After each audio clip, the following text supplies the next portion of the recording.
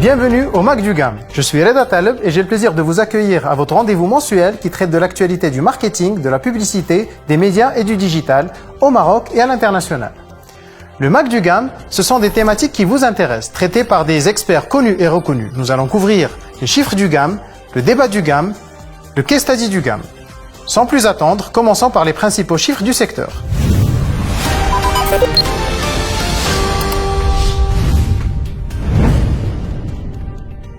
Les investissements publicitaires ont atteint 2,86 milliards de dirhams de la période allant du 1er janvier au 15 mai 2022, en progression de 1% par rapport à l'année dernière et pratiquement plus 15% par rapport à 2019, l'année de référence. Quand on zoome sur le mois de Ramadan 2022, le total des investissements publicitaires a dépassé le 1 milliard de dirhams, en progression de 5% par rapport à l'année dernière et pratiquement au même niveau que l'année de référence 2019. Pour ce qui est de la répartition par secteur, depuis le début de l'année, l'administration publique qui était en pole position en 2021 a cédé sa place au secteur des télécommunications qui représente 18% du total des investissements, suivi par la banque assurance à hauteur de 15%. Pour le mois de Ramadan 2022, et sans surprise, c'est le secteur de l'agroalimentaire qui vient en tête du podium. La durée d'exposition à la télé est passée de 8h15 à 7h15 pour ce qui est de la moyenne par foyer de Ramadan 2021 à Ramadan 2022. Toutefois, la durée d'exposition par individu est restée pratiquement stable, passant de 4h46 à 4h49 pour Ramadan 2022. Pour ce qui est de la radio, la durée d'écoute moyenne durant le premier trimestre est passée de 2h51 à 2h54.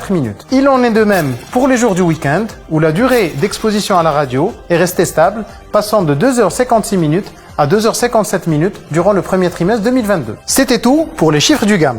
Passons à présent à la deuxième rubrique de notre émission, le débat du GAM.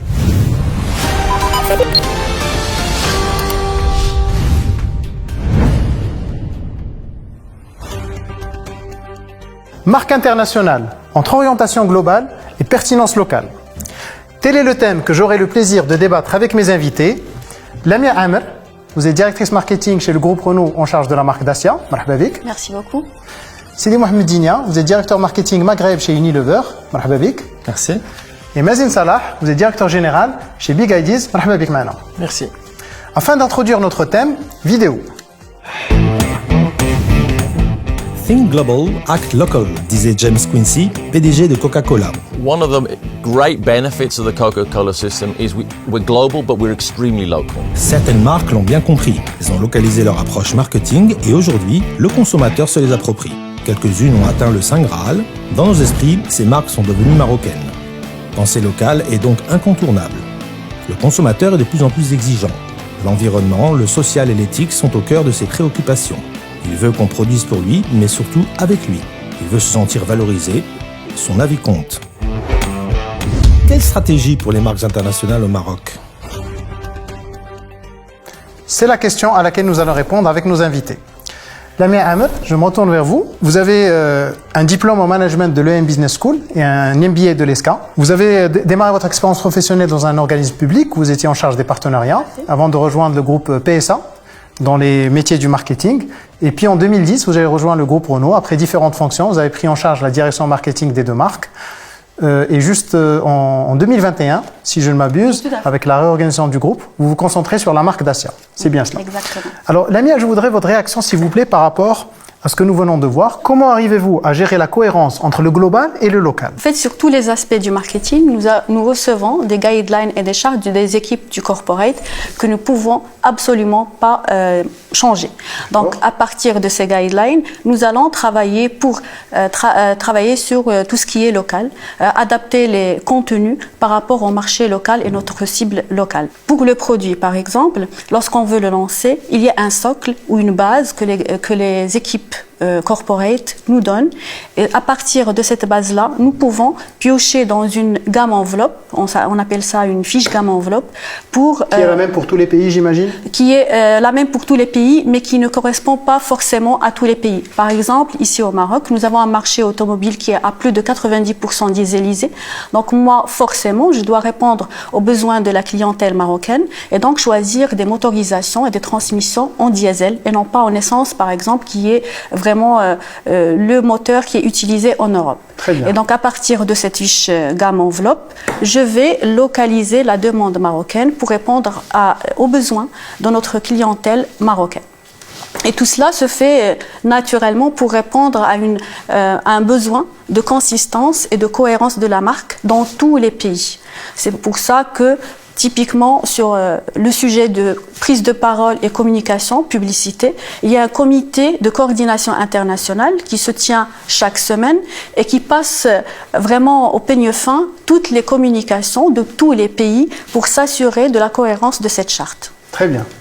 Merci beaucoup. Alors, ce que je retiens, c'est qu'il y a quand même des guidelines qui viennent du global et vous puisez dans cette enveloppe, comme vous la nommez, pour prendre ce qui est pertinent localement et c'est ce que vous utilisez dans vos prises de parole locales. Tout à fait. Par exemple, il ne faut absolument pas sortir de la guideline de la marque, que ce soit la promesse, que ce soit les codes couleurs ou l'ADN ou même les valeurs de la marque Dacia. La marque Dacia aujourd'hui a comme valeur le fait qu'elle est cool, qu'elle est authentique, qu'elle est vraie, qu'elle est essentielle, qu'elle est simple. Et donc, systématiquement, lorsque nous allons prendre la parole localement, nous devons absolument répondre à toutes ces valeurs-là et les proposer à notre clientèle. C'est un argument fort qui va nous permettre vis-à-vis du corporate de proposer des actions et des dispositifs localement. Vous pouvez me citer une action spécifique qui a été adaptée localement? Oui, tout à fait. J'en ai même deux. Très bien. Allez-y. Donc, par exemple, sur la marque Dacia, nous travaillons sur le thème ou le territoire de l'essentialité. Ça veut dire que nous devons absolument proposer à nos clients des véhicules qui répondent à l'essentiel, c'est-à-dire pas de superflu en termes d'équipement, de motorisation, d'options, etc. et même en termes de prise de parole. Donc, on avait choisi des terrains en termes de communication, de vivre des moments d'essentialité ou les moments essentiels pour la cible.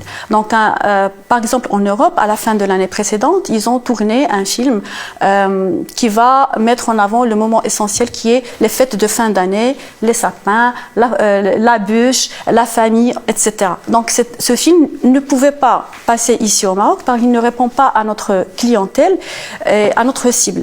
Nous avons proposé d'utiliser des moments essentiels typiquement pour le Maroc. Et on a choisi la période du Ramadan, où tout le monde veut être avec la famille, autour de la table. Il y avait cette pandémie. Nous n'avons pas pu tourner des films comme on le pouvait, exactement. Et donc, on a travaillé sur un dispositif qui s'appelle Ftour Loualida. Donc, c'est tout simplement la maman qui a préparé des mets pour ses enfants qui travaillent ou qui font leurs études dans des villes autres que Casa, Rabat ou Fès ou Meknès, etc. Et à travers Dacia, nous avons pu leur proposer de goûter ce qu'a préparé la maman et leur livrer ces mets-là. Et donc, on a mis, c'est tellement fort la période de Ramadan qu'on avait utilisé comme moment essentiel. On avait bien sûr donné tout un dossier d'arguments, des enjeux, etc. vis-à-vis de la région qu'on a présenté, bien entendu, ou du corporate, pour dire que c'est un moment essentiel pour le Maroc. Le deuxième point ou exemple, c'est le Made in Morocco. Vous savez, Dacia est fabriqué au Maroc. Oui. Il est commercialisé au Maroc depuis 2005. Et même, on avait pris le parti pris de communiquer en Darija soutenu depuis plusieurs années. Et donc, elle est considérée par les Marocains comme étant une marque marocaine. Donc, on avait travaillé sur une proposition de mettre un stamp sur toutes nos communications qui est le Proudly Made in Morocco. On est fiers de fabriquer des véhicules marocains au Maroc, dans des usines telles que Tanger ou Somaka ici à Casablanca. Et on voulait vraiment communiquer cette fierté de la marque Dacia vis-à-vis de notre clientèle, de notre cible. Et ça, c'est quelque chose qui ne se fait qu'au Maroc. Et ça a été, bien entendu, validé pour le Maroc. Très bien. Merci beaucoup, Lamia. Donc, deux exemples, Ftour Loualida et le Made in Morocco, Proudly Made in Morocco, qui sont des exemples d'adaptation tout en restant dans l'esprit de la guideline de la marque globale, mais adapté avec des insights locaux pour donner plus de pertinence, plus de proximité à votre cible. Tout à fait. Je vous remercie beaucoup, Lamia. Je me tourne vers vous, Sidi Mohamed Dinia. Alors, vous êtes directeur marketing Unilever Maghreb, en charge des catégories beauté et santé.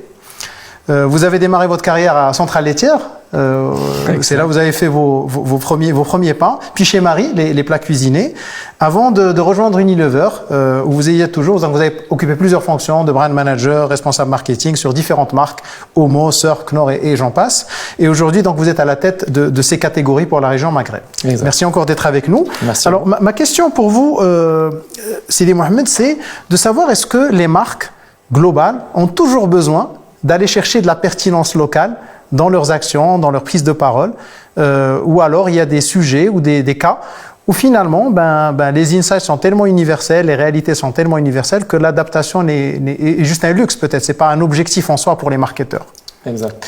Alors, écoutez, si on parle de marque déjà, une marque définit un produit ou permet d'identifier un produit de manière consistante. Donc, comme disait Lamia, aujourd'hui, il y a des chartes pour certaines marques qui nous permettent de reconnaître cette marque au Maroc ou dans d'autres pays.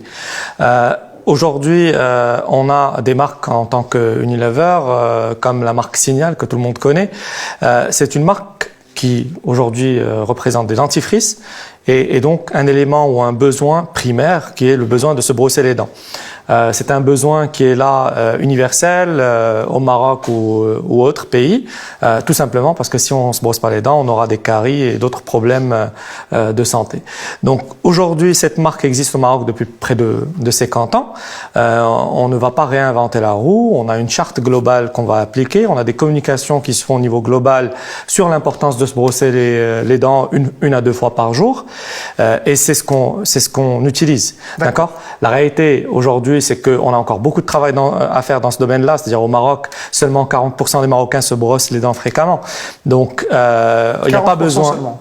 40% seulement. Hein. C'est une réalité malheureusement d'aujourd'hui. Donc il y a encore beaucoup de travail à faire. Donc sur la communication, sur le produit, on va rester avec ce que nous donne de la même manière l'équipe globale en termes de mix produit, en termes de propositions, parce que c'est ça notre force aussi. Parce qu'aujourd'hui, quand on a une force d'une marque globale, on a des synergies, on a une R&D qui est forte, qui permet de développer des produits qui sont supérieurs, efficaces par rapport à la concurrence. En termes de coût, j'imagine aussi. Exactement. Il y a beaucoup d'économies d'échelle que vous allez chercher. Bien sûr. En tant que la marque Signal est présente dans plusieurs pays dans le monde, mais derrière, on va essayer peut-être de localiser un peu le travail sur le terrain. C'est-à-dire aujourd'hui, on a un school programme qui existe au Maroc depuis près de 20 ans. Signal chaque année passe dans plusieurs écoles et a touché près de 2 millions d'enfants en faisant de l'échantillonnage et en encourageant les enfants à se brosser les dents. Donc c'est encore une fois un équilibre à garder. 70%, ça reste une marque globale, mais les activations locales, on va essayer de les rapprocher au plus près du consommateur marocain. Très bien. Donc, un exemple très concret que vous venez de citer avec l'hygiène bucco-dentaire, la marque Signal, où finalement, ce sont des insights universels qu'on maintient. Ouais. L'activation se fait localement, mais à la limite, on capitalise finalement sur toute la puissance, la synergie que peut nous apporter une marque globale. Parfaitement. Merci Sidi Mohamed. Mazin Salah, pour les gens qui ne te connaissent pas, donc tu es titulaire de l'MBA de l'École nationale des ponts et chaussées et du bachelor marketing à l'ENCG de Stats. Tu as démarré ta carrière dans l'achat, le planning et l'élaboration des stratégies médias chez Starcom, Universal Media, et puis enfin chez Initiative en tant que General Manager. Avant de te lancer dans ta propre aventure en cofondant Big Ideas. Donc une quinzaine d'années d'expérience où tu as géré des budgets de plusieurs marques de renom. Merci d'être avec nous encore une fois. J'ai une question avec une autre casquette finalement que celle de nos deux invités précédents qui ont pris la parole, qui est en fait celle de l'agence. Oui. Vous travaillez au niveau de l'agence avec des marques globales. Comment justement vous portez ce challenge d'adapter des guidelines locales qui peuvent être rigoureuses avec un besoin de créativité, de proposer des idées qui sont forcément inspirées de la réalité locale? Alors effectivement, c'est très difficile des fois. Ça peut être très difficile, surtout quand on a des marques avec des guidelines justement très très fortes. Et là, je vais parler de l'exemple de MoneyGram. En fait, MoneyGram, il dispose d'une sorte de banque internationale où il y a toutes les ressources. Donc, il y a les images, les vidéos, les films mainstream. Et donc, l'idée à chaque fois, c'est de piocher dans ces images pour pouvoir, par exemple, faire un visuel ou bien lancer une nouvelle initiative. Et le problème, c'est que généralement, quand cette banque d'images est gérée, quand le hub était géré, par exemple, à Londres, l'Afrique, c'est systématiquement l'Afrique subsaharienne, par exemple. Et donc, du coup, quand on va chercher dans ces images, on ne va pas forcément trouver le bon casting. La même chose pour une grande initiative qui s'appelait Open Africa et où tous les films mainstream étaient orientés vers l'Afrique. Et effectivement, les films, peut-être en termes de tone of voice ou là en termes d'insight, c'était les bons insights parce que, in fine, c'est un envoyeur qui envoie de l'argent à un receveur. Les besoins, c'est les mêmes. Il faut aider la famille, par exemple, ou subvenir aux besoins de tes enfants. Quand le papa il travaille à l'international, les enfants sont ici au local. C'est vrai que le besoin, c'est le même, mais finalement, c'est pas le même casting. C'est ça. Que ce soit c'est pas l'insight qui est problématique parce qu'il est universel. Exactement. Mais c'est l'exécution à la limite où on a du mal à exploiter ou réexploiter. Alors justement, comment vous gérez?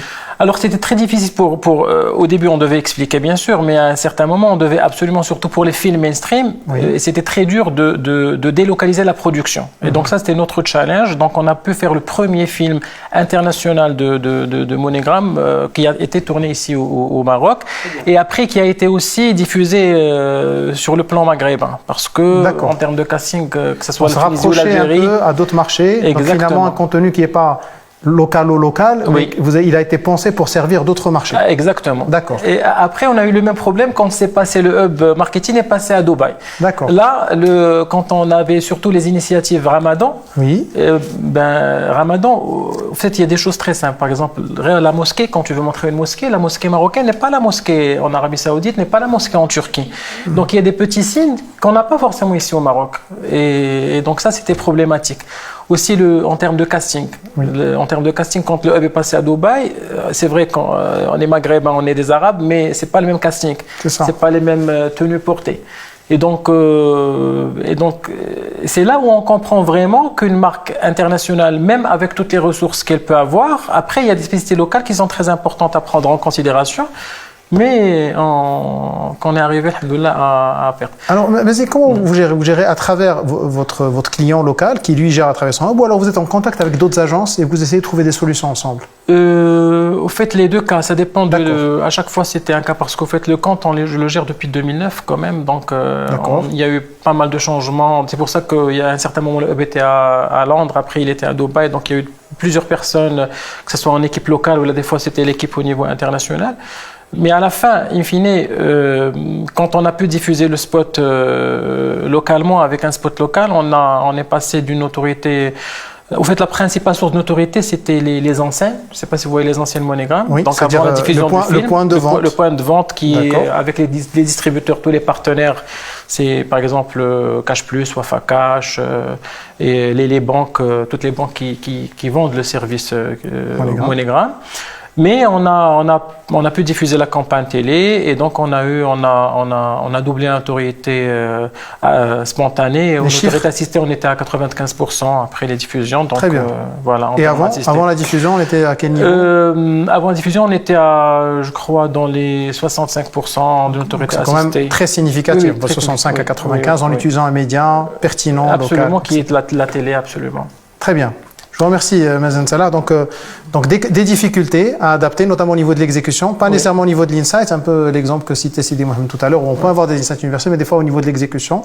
Mais on arrive des fois à convaincre le global à coup d'arguments. Et puis quand les chiffres sont là, des résultats des actions, ça donne certainement envie au global de reconsidérer ce type d'action. Absolument. Si tu me permets, Leda, le débat est au niveau des deux niveaux. Annonceurs ou multinationales et agences. C'est ça. Aujourd'hui, c'est le même débat qu'on a aussi avec le global, etc. C'est-à-dire, on veut localiser, c'est pas qu'on ne veut pas, mais les marques globales, ce qui est important pour eux, c'est de garder leur ADN. C'est ça. Parce que c'est ce qui permet de faire leur notoriété globale. Et puis de la synergie aussi dans les actions. Et voilà, l'autre problématique, c'est la synergie et les coûts, etc. Exactement. Donc on peut pas tourner une copie, parce que bon, nous on est au Maroc, mais on peut pas tourner une copie pour chaque pays. Donc il faut essayer de trouver ce juste milieu entre marques globales, mais rester pertinent par rapport au marché global. L'idéal, bien sûr, est de tourner, comme dans ce cas-là, une copie locale. Mais sinon, des fois, il faut essayer de trouver des compromis pour rester les plus pertinents possibles. Alors, vous me tendez une perche, Sidi Mohamed, et j'en profite. Je retourne encore une fois vers vous, Lamia Ahmed. Je rappelle que vous êtes directrice marketing groupe Renault en charge de la marque Dacia.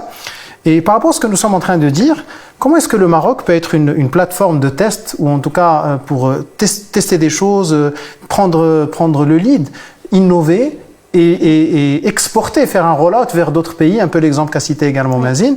Est-ce que c'est possible? Est-ce que vous arrivez à convaincre le top management de faire des choses comme ça? Oui, oui, tout à fait. En fait, il faut tout simplement proposer des idées qui sont originales et exportables, qu'on peut utiliser dans d'autres pays parce que les codes, les cultures ne sont pas les mêmes partout.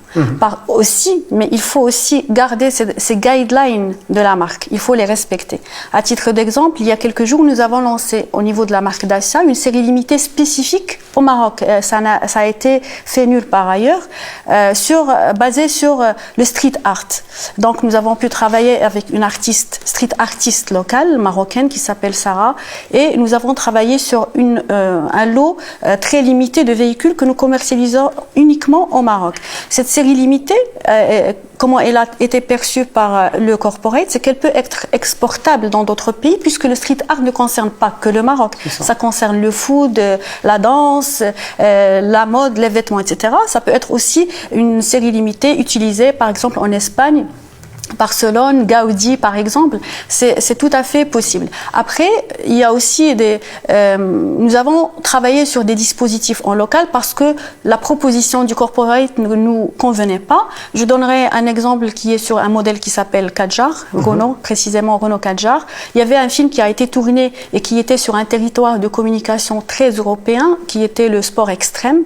Au Maroc, c'est vraiment une niche. Donc, nous avons travaillé sur un tournage, un film en 2017 précisément, ici localement. Et ce film-là a été exploité par d'autres pays, à savoir l'Égypte, l'Afrique du Sud et même la Roumanie. J'imagine qu'il y avait le même souci avec ce que le Global proposait, c'est-à-dire quelque chose qui n'est pas relevant, qui n'est pas pertinent localement. Donc, c'est possible de travailler sur des projets en local qui finalement s'exportent vers d'autres pays qui en ont besoin également. Tout à fait, parce j'ai cité deux exemples, donc c'est quelque chose qui est faisable avec bien sûr des arguments. On peut travailler pour d'autres pays et on peut aussi récupérer ce qui a été fait chez d'autres pays. Très bien, merci beaucoup Lamia.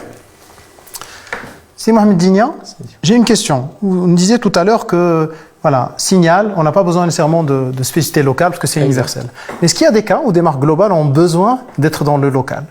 Oui, alors on a une marque, encore une fois, qui est considérée limite comme marque marocaine, Knorr. Tout le monde connaît cette marque, elle existe depuis près de 50 ans au Maroc, on a fêté les 50 ans il y a quelques années. Mais par définition, l'alimentaire, c'est très difficile de prendre un mix ou une recette globale et juste la lancer au Maroc. Chaque pays a ses propres recettes, il y a des nuances. Donc aujourd'hui, Knorr, automatiquement, va venir avec des recettes locales, que ce soit pour le bouillon principalement. Aujourd'hui, cette marque est connue par le bouillon. Et au Maroc, on consomme du tagine. Voilà, ça n'existe dans aucun pays presque. Mais donc aujourd'hui, on a adapté nos recettes. Plusieurs types de tagine. Voilà, donc on a grill, renumi, djaj, house. Exactement, voilà. Exactement. Donc aujourd'hui, automatiquement, on a notre laboratoire R&D qui est au Maroc avec une équipe purement locale et qui développe à chaque fois des recettes adaptées. Donc on a commencé par le plat typique qui est le tagine, mais voilà, je peux vous donner d'autres idées. C'est-à-dire aujourd'hui, on a lancé, bon, c'est certainement quelque chose que vous connaissez, le cube d'assaisonnement au safran. Ou à l'ail. C'est des choses qui n'existent qu'au Maroc, ça n'existe nulle part ailleurs. Mais on s'est rendu compte que voilà, c'est un élément important de la cuisine marocaine. Du palais des fois, aussi, voilà, le prix est un peu inabordable. Donc on s'est dit, si on a un petit cube d'assaisonnement qui vient remplacer le produit en lui-même, c'est excellent. Donc ça a été lancé, c'est un grand succès et ça fait des années que ça fonctionne. Donc chaque année, on essaie de venir avec Vous me donnez quelques chiffres que représente tout ce qui est adapté localement, par exemple sur une marque comme Knorr, en termes de volume business par rapport à ce qui est mainstream? Écoutez, je pense en dehors de la marque et de l'ADN de la marque, 100% est local. Très bien. D'accord. Donc on va juste à l'extrême. On est sur une même marque, une même plateforme de communication, j'imagine une même plateforme produit, mais l'adaptation du produit final est faite quasi 100% localement. Voilà, le produit est 100% local, le mix produit est 100% local, la communication aussi est 100% locale, donc toutes les communications qu'on a au Maroc se font avec des partenaires locaux, avec des recettes locales, des chefs locaux. Donc aujourd'hui, chaque année, c'est très important pour nous de rester au plus proche de nos consommateurs marocains, parce que c'est ça ce qui va être pertinent, hein, donc il faut qu'on reste au plus proche. Merci beaucoup Sidi Mohamed Digna. Donc, pour résumer, tout à l'heure vous nous disiez, dans certains cas, on peut être dans le total global et des fois on peut être dans le total local, le cas de Knorr et de Signal pour contraster avec les exemples aussi que Lamia a partagé avec nous. Mazine Salah, je rappelle que vous êtes directeur général de Big Ideas. J'ai une question pour vous justement par rapport à ce que nous disait Sidi Mohamed. C'est dans quel cas est-ce que des marques ont pu s'adapter aux spécificités locales? Est-ce que vous avez des exemples de marques que vous gérez, justement, vous avez eu ce besoin de vous adapter localement? Il y a eu au fait le lancement, je me souviens très bien, il y a eu le lancement de Becher.ma. Maintenant c'est Avito. Oui. Donc c'est un fonds, c'est Schibsted, c'est un fonds norvégien normalement. Il y avait le lancement de Becher. Donc les marques pure player généralement, ils commencent par faire toute leur campagne. Ils sont pure player, donc c'est digital. Donc une fois on a toutes les connexions, on va dire, possibles à partir du canal digital. On va se tourner aux autres médias pour justement avoir plus de notoriété, pour avoir plus de connexions et pour toucher un peu tout le monde. Et donc, alors Becher, c'est leboncoin.fr en France, c'est Le Bon Coin. Donc au Maroc, c'était Becher. Et on va dire que les guidelines, c'était pas des guidelines qu'il fallait suivre à la lettre, mais c'était les bonnes pratiques du boncoin.fr. Donc par rapport au lancement, il disait que voilà, pour le lancement télé, on est encore dans la partie didactique, donc on doit apprendre aux consommateurs marocains c'est quoi un site de classified media, c'est-à-dire où on va mettre les petites annonces. Donc on était, c'est-à-dire dans le brief, c'était toujours la partie, il faut faire le focus sur la partie didactique, expliquer aux Marocains c'est quoi les petites annonces, qu'il y a quelqu'un qui va faire une petite annonce et l'autre qui va voir et tout ça. Alors nous dans l'approche, c'est-à-dire pour être un peu, c'est-à-dire l'idée c'est que ces guidelines n'étaient pas vraiment utiles pour la marque. On devait montrer la partie didactique. Mais pour nous, c'était un challenge de construire rapidement la notoriété de la marque au Maroc pour les gens qui étaient offline. Et donc l'idée, c'était venu de faire plusieurs films pendant le Ramadan. Et donc parce que le Ramadan, c'est une source de notoriété, bien sûr. Opportunité d'audience. Opportunité d'audience. Et aussi, de changer dans les guidelines, il fallait faire un 30 secondes parce que c'est le standard de la copie et tout ça. Mais bon, donc l'adaptation, c'était par rapport au changement de la durée de copie et par rapport à la nature des films. Et donc là, c'était la première utilisation du personnage de Keboua. Donc bien avant qu'il soit adossé à la marque d'opérateur téléphonique, donc c'était la première utilisation. Et c'était Becher.ma, donc c'était une manière fraîche de raconter aux Marocains. Donc c'était juste après le succès de la première saison de Keboua, donc on avait signé avec le personnage et on a lancé Becher avec 5 capsules différentes. À chaque fois c'était une situation intéressante où Keboua venait, il va dire c'est quoi ça, il va se connecter, il va dire qu'il va vendre sa bicyclette ou bien le vélo de son voisin ou là une ceinture de sa femme, tu vois, avec ses idées qu'il avait. Et c'était vraiment un succès. Ce qui est sympa avec les marques pure player, c'est que directement après le passage de la publicité, tu vois les chiffres parce que. Alors justement, est-ce que tu as des chiffres à partager avec nous, Mazen? Alors en termes, franchement, je me rappelle pas exactement des chiffres, mais tout ce que je savais, c'est que c'était par rapport à tous les autres pays, oui. Parce qu'au fait le fonds Schibsted, donc il investit dans plusieurs pays, donc c'était les meilleurs chiffres par rapport aux autres pays, parce que nous on croyait vraiment dans le Ramadan. Je crois qu'on était à quelque chose comme 100 000 visites par jour, des choses comme ça. Donc c'était des chiffres très très intéressants. Mais en termes de notoriété, on était à la fin du Ramadan. C'était en quelle année? C'était en 2014, je crois. D'accord. Si je résume bien, on a des fois besoin d'adapter des actions en local et les résultats suivent. Le cas que vous avez cité, on a poussé une marque internationale à s'adapter à une réalité locale, à profiter d'une opportunité locale qui est le viewership de Ramadan. Et les résultats ont suivi en ayant les meilleures performances du groupe. Merci beaucoup, merci à vous tous pour vos échanges, vos inputs. C'était très riche. Nous allons actuellement passer à la 3e rubrique de notre émission, le case study du GAM.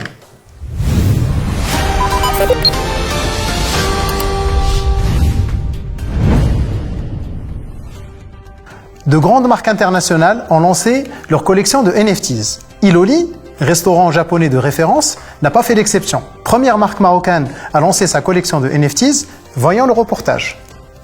57 millions de dollars, c'est le prix de vente d'une œuvre digitale d'un singe qui fait la tête. L'acheteur ne possède pas de tableau, pas de poster, rien de physique, seulement un fichier JPEG. Ce qu'il possède, c'est surtout un code unique et sécurisé. C'est cela les NFTs, les Non-Fungible Tokens, les certificats numériques infalsifiables.